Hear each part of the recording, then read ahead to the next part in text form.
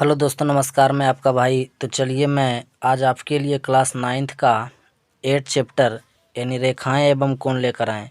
जो part 1 video आपको हम बना के दिए थे, आज पार्ट 2 देखेंगे, है ना। तो चलिए आइए देखते हैं। तो आज सर्वांगसम कोण देखेंगे, है ना। देखेंगे यानी सर्वांगसम कोण किसे कहते हैं, यानी क्या है ना। यानी कह रहा कि बराबर माप वाले दो कोण सर्वांगसम कहलाते हैं ना।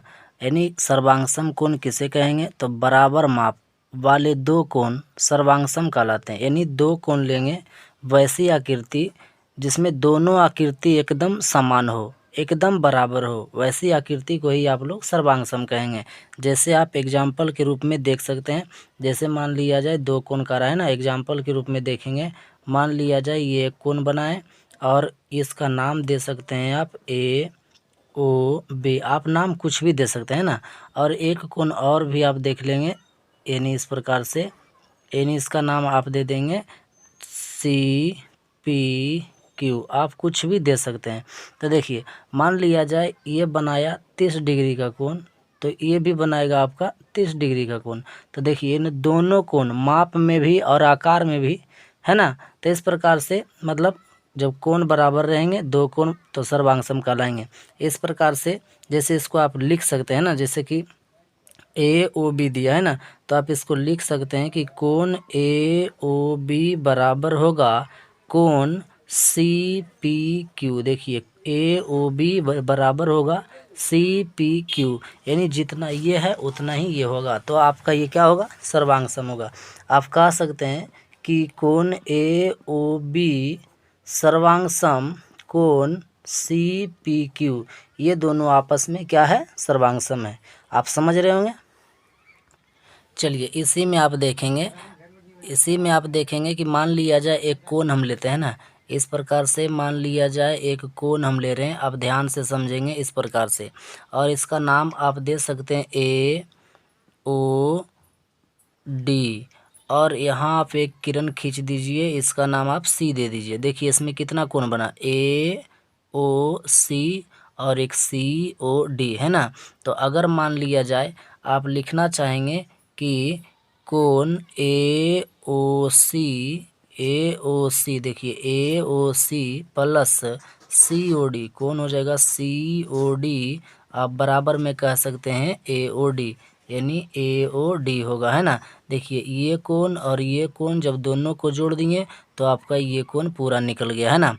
अगर मान लिया जाए आप ए ओ डी में से, यानी ए ओ डी यानी पूरा कोण में से अगर आप घटाना चाहेंगे ए ओ सी, यानी कोण ए ओ सी को यदि आप पूरा में से ए ओ सी घटाइएगा तो आपका क्या निकलेगा, सी ओ डी निकल जाएगा, है ना। कोण सी ओ डी, यानी आप मतलब ए ओ डी को अगर जोड़िएगा तो कौन हो जाएगा, ए ओ सी और प्लस सी ओ डी, है ना। यानी दोनों कोण को जोड़ करके ये बड़ा कोण होगा। अगर आप बड़ा कोण में से जैसे ए ओ डी में से ए ओ सी जब घटा देंगे तो आपका निकल जाएगा सी ओ डी। आप समझ रहे होंगे। तो चलिए आगे। अब आगे हम पढ़ते हैं कि कोण के प्रकार, है ना। कोण भुजा के आधार पर भी 3 प्रकार के होते हैं और कोण के आधार पर भी 3 प्रकार के होते हैं। तो आप अभी कोण के प्रकार देखेंगे, यानी कोण के आधार पर, है ना। तो चलिए सबसे पहले हम लोग देखते हैं कोण के आधार पर 1 नंबर में, यानी समकोण। चलिए देखेंगे समकोण। करा समकोण वह कोण जिसका माप 90 डिग्री हो, यानी 90 डिग्री हो, समकोण कहलाता है। यानी वैसा कोण हो जिसका माप 90 डिग्री होना चाहिए। जैसे 90 डिग्री कब बनेगा, आप एग्जांपल से समझ सकते हैं। एकदम पूरा सीधा होगा, है ना, और ये एक रेखा पड़ा होगा, और यहाँ जो यह कोण बनेगा यह 90 डिग्री का कोण बनेगा। अगर इस प्रकार से भी रहेगा तो आप 90 डिग्री समझेंगे। अगर यहाँ इस प्रकार से करके अगर 90 डिग्री यहाँ दे दे तो भी आप कहेंगे ये 90 डिग्री, है ना। तो समकोण आप समझ गए होंगे, वह कोण जिसका माप 90 डिग्री हो। चलिए अब पढ़ते हैं न्यून कोण। कह रहा वह कोण जिसका माप 90 डिग्री से कम हो, है ना, वह कोण जिसका माप 90 डिग्री से कम हो न्यून कोण कहलाता है। जैसे एग्जाम्पल के रूप में आप समझेंगे कि इस प्रकार से हम एक कोण बनाते हैं ना, इस प्रकार से एक कोण बनाते हैं और इसका नाम आप कुछ भी दे सकते हैं, POQ आप कुछ भी दे सकते हैं। ये देखिए कोण बना और इस कोण का मान 90 डिग्री से कम होना चाहिए। जैसे मान लीजिए आप 60 बना लीजिए, 80 बना लीजिए, 40 बना लीजिए, 50 बना लीजिए, जो भी बना लीजिए, यानी ये 90 डिग्री से कम हो तो न्यून कोण कहलाएगा। तो आप इसको लिख सकते हैं कोण POQ जो होगा, यानी POQ जो होगा वह 90 डिग्री से क्या होगा, छोटा होगा, है ना, यानी 90 डिग्री से छोटा है, आप इसे न्यून कोण कहेंगे। चलिए अधिक कोण पढ़ते हैं।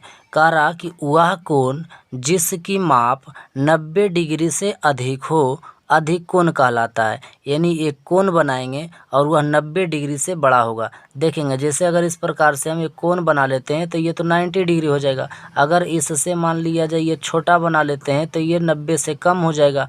तो ये 90 डिग्री यानी सम कोण, ये 90 से कम तो न्यून कोण, है ना। अगर इसको करा अधिक कोण तो ये 90 से ज़्यादा बड़ा बनाना होगा। जैसे आप देखेंगे इस प्रकार से यहाँ हम बना रहे हैं कि इस प्रकार से एक रहेगा रेखा, है ना। अगर आप सीधा खींच देंगे तो ये तो 90 के बराबर होगा ना। तो देखिए सीधा इससे थोड़ा आपको बड़ा बनाना होगा। जैसे आप इस प्रकार से बनाएंगे देखिए ये 90 से बड़ा होगा, है ना। आप इसको यहाँ से यहाँ तक मिला भी सकते हैं और या तो आप नहीं भी मिला सकते हैं। यानी ये जो कोण बनेगा यह आपने का 90 डिग्री से बड़ा बनेगा, यह अधिक कोण होगा, है ना। तो आप इसको आप नाम भी दे सकते हैं। मान लिया जाए इसको O दे सकते हैं, इसको P दे सकते हैं, इसको R दे सकते हैं, आपका जो मन है वो दे सकते हैं ना। तो ये हो जाएगा, इसको आप कह सकते हैं कोण POR, यानी POR जो है वह क्या है तो बड़ा है किस से, तो 90 डिग्री से ना। अगर 90 डिग्री से बड़ा होगा तो अधिक कोण कहलाएगा। समझ रहे हैं। तो चलिए आगे बढ़ते हैं। चलिए तो अब पढ़ते हैं कि ऋजु कोण, है ना। ऋजु कोण को आप सरल कोण भी कह सकते हैं। कह रहा कि वह कोण जिसकी माप 180 डिग्री हो उसे ऋजु कोण या सरल कोण कहते हैं। यानी सरल कोण या ऋजु कोण कहलाएगा जब वह कोण 180 डिग्री का होगा। जैसे आपका एग्जाम्पल के रूप में इस प्रकार से ले सकते हैं, एक रेखा है ना, और इसका नाम आप कुछ दे सकते हैं कि इसका नाम A है और इसका नाम B है ना। और यहाँ इस प्रकार से इसका नाम आप O दे सकते हैं। तो यहाँ से यहाँ जो ये पूरा कोण बनाएगा यहाँ से इस प्रकार से, तो ये 180 डिग्री का बनाएगा, है ना। तो इसी कोण को आप कहेंगे ऋजु कोण और या तो सरल कोण कहेंगे। तो इसको आप इस प्रकार से लिख सकते हैं कि कोण AOB बराबर 180 डिग्री, है ना। कोण AOB बराबर 180 डिग्री। चलिए अब पढ़ते हैं कि पुनर्युक्त कोण या प्रत्यावर्ती कोण, है ना। तो ये पुनर्युक्त कोण क्या है समझेंगे कि वह कोण जिसकी दो समकोण, मतलब वह कोण जिसकी दो समकोण यानी 180 से बड़ा तथा चार समकोण यानी 360 से छोटा हो वह पुनर्युक्त कोण कहलाता है या कहते हैं। यानी दो समकोण से बड़ा और चार समकोण से छोटा होगा तो वह पुनर्युक्त कोण कहलाएगा। जैसे आप एग्जाम्पल में समझ सकते हैं, मान लिया जाए इस प्रकार से एक कोण बना है ना, इस कोण का नाम आप दे सकते हैं AOB, आप कुछ भी दे सकते हैं। तो देखिए जो बाहर में ये कोण बना रहा है इस प्रकार से ये जो कोण बना रहा ये बन रहा कोण पुनर्युक्त कोण। यानी ये देखिए पूरा कोण नहीं बन पाया है ना। तो ये दो समकोण से ज़्यादा है, यानी 180 से ज़्यादा है और 360 से ये कम है। देखिए यहाँ कुछ भाग छूट रहा है ना, तो ये 360 नहीं बना रहा, 360 से ये छोटा है ना। तो आप कह सकते हैं कि ये पुनर्युक्त कोण कहलाता है। आप समझ रहे हैं। तो चलिए आगे बढ़ते हैं। चलिए देखते हैं कि समपूरक कोण क्या है ना। समपूरक कोण करा यदि दो कोण की माप का योग 180 डिग्री हो तो उन्हें समपूरक कोण कहते हैं।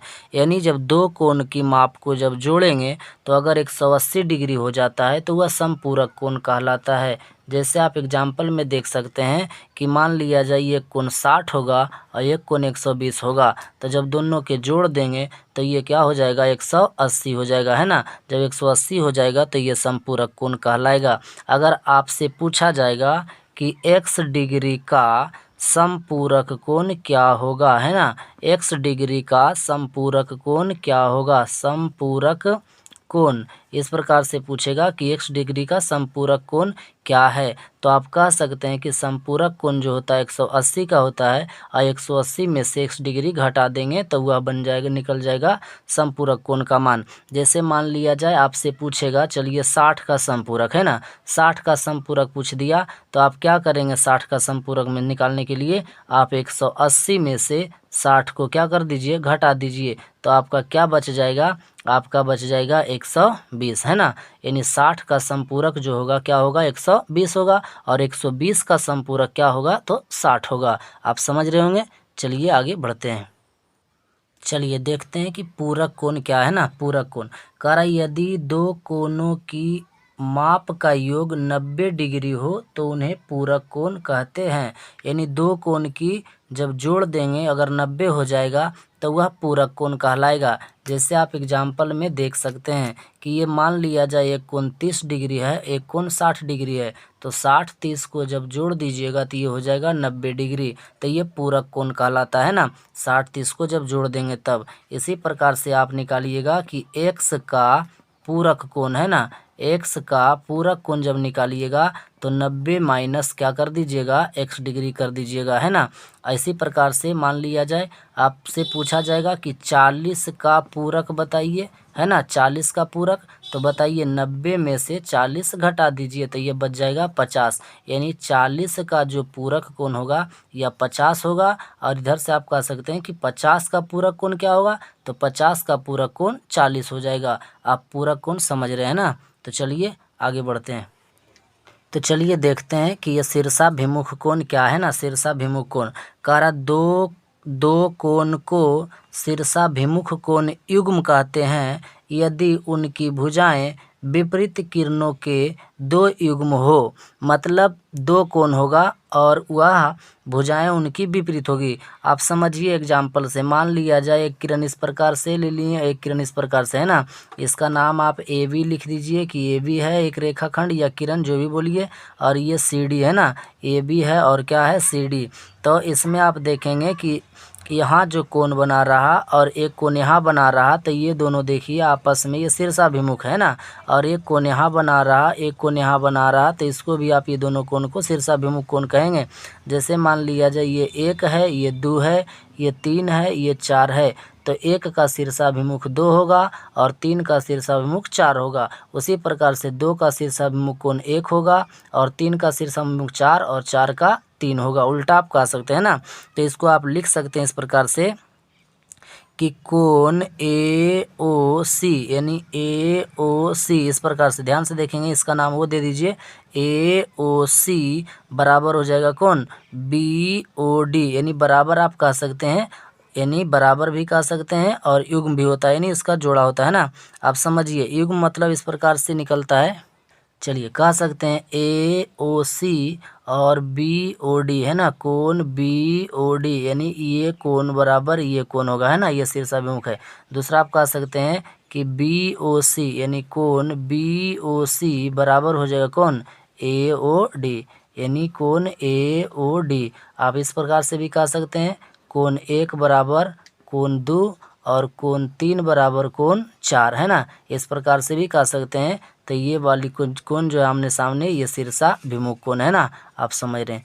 चलिए लास्ट समझेंगे। कह रहा कि कोण समद्विभाजक क्या है ना। कोण समद्विभाजक यानी यदि कोई किरण किसी कोण को 2 बराबर भागों में बांटता है तो उसे समद्विभाजक कोण कहते हैं। मतलब कि कोण को 2 बराबर भागों में बांट दे तो कोण समद्विभाजक कहलाता है ना। जैसे आप समझेंगे कि मान लिया जाए इस प्रकार से एक कोण है ना, इस प्रकार से एक कोण है और ये कोण का नाम आप दे सकते हैं कुछ भी, यानी ए ओ और बी दे सकते हैं ना। तो ए ओ बी मान लिया जाए कोण है और इसके देखिए बीच से वो कोई किरण खींचा गया है ना, इसका नाम सी दे दीजिए। तो देखिए इस कोण के 2 बराबर भागों में बांट दिया, मान लिया जाए जितना कोण ये है उतना ही कोण ये है ना। तो 2 बराबर भागों में जो बटा, इसी कोण को आप समद्विभाजक कोण कह सकते हैं ना, यानी कह सकते हैं नहीं कहेंगे। चलिए जैसे आप लिख सकते हैं इसको आप लिख सकते हैं कि कोण ए ओ सी यानी ए ओ सी बराबर होगा बी ओ सी, कोण बी ओ सी है ना, जितना कोण ये होगा उतना ही कोण ये होगा, यानी ए ओ सी बराबर होगा बी ओ सी।